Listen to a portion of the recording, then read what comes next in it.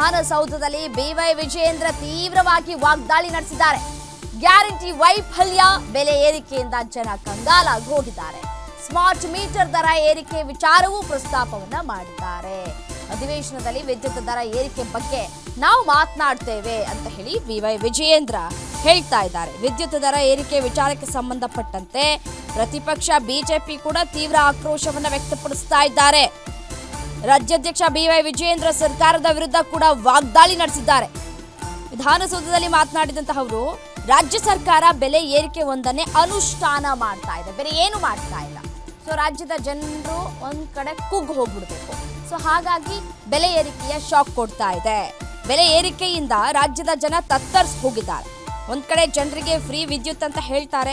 PWD ಇಲಾಖೆ 8,000 ಕೋಟಿ ರೂಪಾಯಿ ಬಿಲ್ ಬಾಕಿ ಉಳಿಸ್ಕೊಂಡಿದೆ. ಹಲವು ಇಲಾಖೆಗಳು ಬಿಲ್ ಬಾಕಿ ಉಳಿಸ್ಕೊಂಡಿದ್ದಾವೆ. ಸದನದಲ್ಲಿ ಈ ವಿಚಾರಗಳನ್ನು ನಾವು ಚರ್ಚೆ ಮಾಡ್ತೇವೆ ಅಂತ ಹೇಳಿದ್ದಾರೆ. ಅದೆಷ್ಟರ ಮಟ್ಟಿಗೆ ಚರ್ಚೆ ಮಾಡ್ತಾರೋ ಬಿಜೆಪಿ ನಾಯಕರು ನೋಡೋಣ.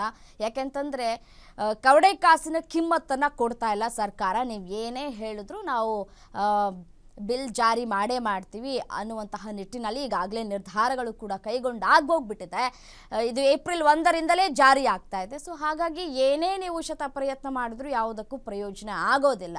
ಜನರಿಗೆ ಶಾಕ್ ಅಂತೂ ಇದ್ದಿದ್ದೆ ಅಂತ ಹೇಳಿ ಜನಸಾಮಾನ್ಯರು ಇದೀಗ ಆರೋಪವನ್ನು ಕೂಡ ಮಾಡ್ತಾ ಇದ್ದಾರೆ. ಈ ರೀತಿಯಾಗಿ ಬೆಲೆ ಏರಿಕೆ ಮಾಡ್ಕೊಳ್ತಾ ಹೋದರೆ ಏನು ಗತಿ ನಮ್ಮದು?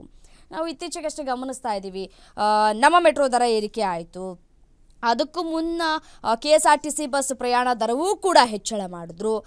ಕೆಲವು ದಿನಗಳ ಹಿಂದೆಯಷ್ಟೇ ಕೂಡ ಆಟೋ ದರ ಏರಿಕೆಗೂ ಸರ್ಕಾರ ಸಮ್ಮತಿಯನ್ನು ಕೊಟ್ಟಿದೆ. ಇದೀಗ ವಿದ್ಯುತ್ ದರ ಹೆಚ್ಚಳ ಮಾಡೋದಕ್ಕೆ ಆದೇಶವನ್ನು ಕೂಡ ಹೊರಡಿಸಲಾಗಿದೆ. ಜನಸಾಮಾನ್ಯರಿಗೆ ಬೆಲೆ ಏರಿಕೆಯ ಬರೆ ದಿನದಿಂದ ದಿನಕ್ಕೆ ಹೆಚ್ಚಾಗ್ತಾ ಹೋಗ್ತಾ ಇದೆ. ನೆಮ್ಮದಿಯಾಗಿ ಜೀವನ ಮಾಡೋಂಗಿಲ್ಲ ಜನಸಾಮಾನ್ಯರು.